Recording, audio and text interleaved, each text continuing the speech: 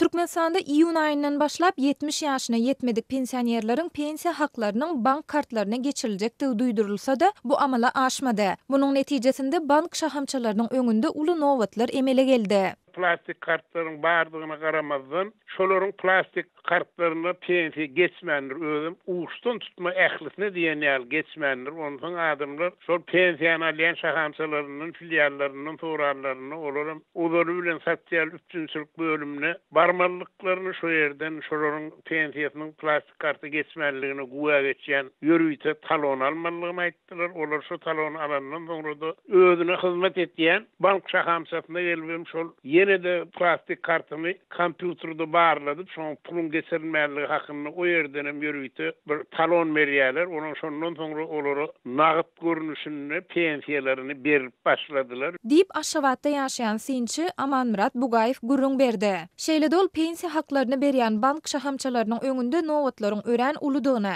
olaryň öňünde her gün 200 çemesi adamyň nowaty durýandygyny we olara adyndan 5-6 polisiýa işgäriniň gödekçilik edýändigini bellidi. Şol bir wagtyň özünde synçy Bugaýew pensiýa haklarynyň näme sebäpden bank kartlaryna geçirilmändige barada ne bank işgärleri ne de Türkmenistanyň zähmet we ilaty durmuş taýdan goramak ministrliginiň maglumat berýändigini aýdýar. Ýatladyp geçsek, şu ýylyň aprel aýyna çenli pensionerler özleriniň pensiýa haklaryny bank şahamçylarynda nagd görnüşinde alyp bilýärdiler. Ýöne aprel aýynyň başynda bank şahamçylarynyň işgärleri iyun aýyndan başlap 15 ýaşyna ýetmedik pensionerleriň öz pensiýa haklaryny bankomatlardan almalydygy we olaryň munyň üçin banklarda zerur bolan resmi namalary doldurmalydygy barada duýduruş berdiler. Emma maý aýynyň ortalarynda 70 ýaşyna ýetmedik pensionerleriň hem pensiýa haklaryny bank şahamçylaryndan däldi, bankomatlardan nagdlaşdyrylmalydygy barada maglumatlar peýda boldy. Bu barada resmi medeniýetde ýa-da bank şahamçylarynda bildiriş edilmedi. Bugaýew bu täze düzgün barada 70 ýaşyna ýetmedik pensionerleriň adyndan 95 göterüminiň iyun aýynyň başynda pensiýa haklaryny almaga baranda bilip galandygyny we